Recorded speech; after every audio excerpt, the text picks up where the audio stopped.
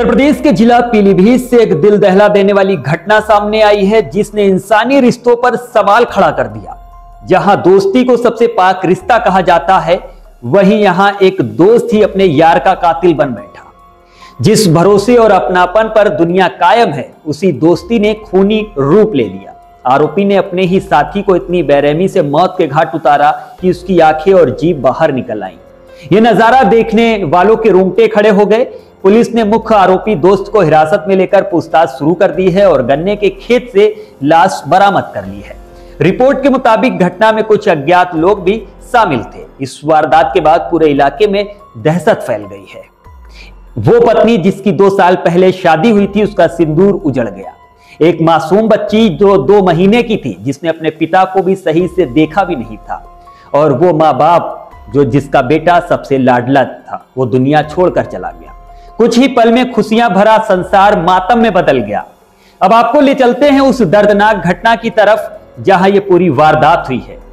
दरअसल ये मामला पूरनपुर कोतवाली के हजारा थाना क्षेत्र के गांव श्रीनगर का है। यहां के रहने वाले रवि मंगलवार की शाम घर से करीब 5:30 बजे बाइक लेकर घर से निकले थे, लेकिन उसके बाद वापस नहीं लौटे। घर में दिवाली की खुशियां थी, सब उत्साहित थे, लेकिन देर रात तक रवि के न लौटने पर परिवार बेचैन हो उठा। जब काफी देर तक कोई सुराग नहीं मिला तो परिजनों ने उसकी तलाश शुरू की। देर शाम गौतम नगर चौराहे के पास रवि की बाइक खड़ी मिली, लेकिन वो खुद लापता था। इससे परिवार की चिंता और बढ़ गई। इसी दौरान करीब रात 11 बजे तक रवि के मोबाइल पर कॉल की जाती रही। फोन जाता रहा, लेकिन बार बार फोन काट दिया गया। इसके बाद परिजनों ने रात में ही पुलिस को सूचना दी। बुधवार सुबह परिजनों ने रिश्तेदारों और करीबियों के साथ रवि की फिर से तलाश शुरू की।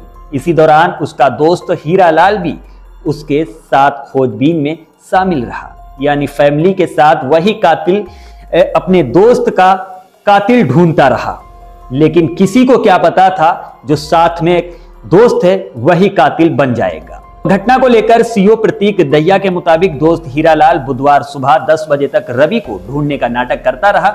जब परिजनों ने हत्या की आशंका जताई तो पुलिस ने रवि के मोबाइल की कॉल डिटेल निकलवाई। उसमें पता चला कि रवि और हीरालाल के बीच आखिरी बार बातचीत हुई थी। जब पुलिस ने हीरालाल से सख्ती से पूछताछ की तो उसने पूरी वारदात कबूल कर ली।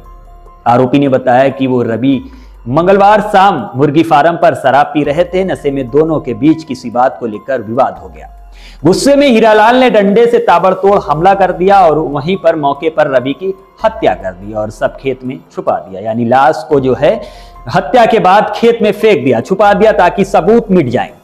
बाद में शक ना हो, इसलिए रवि की बाइक को गौतम नगर तिराहे के पास खड़ा कराया और खुद परिजनों के साथ उसे ढूंढने का नाटक करता रहा। पुलिस ने हत्या में इस्तेमाल किया गया डंडा बरामद कर लिया है। सीओ प्रतीक दहिया का कहना है कि फिलहाल हीरालाल ही इस वारदात में शामिल पाया गया है। बाकी लोगों की भूमिका की जांच की जा रही है। रवि की मां उषा देवी की तहरीर पर आरोपी हीरालाल के खिलाफ हत्या का मुकदमा दर्ज किया गया है। रिपोर्ट में कुछ अज्ञात लोगों के शामिल होने की भी आशंका जताई गई है। परिवार के लिए रवि ही सहारा था। पिता सत्यप्रकाश लंबे समय से बीमार थे। 5 बहनों में 2 की शादी हो चुकी है। छोटा भाई तरुण 17 साल का है।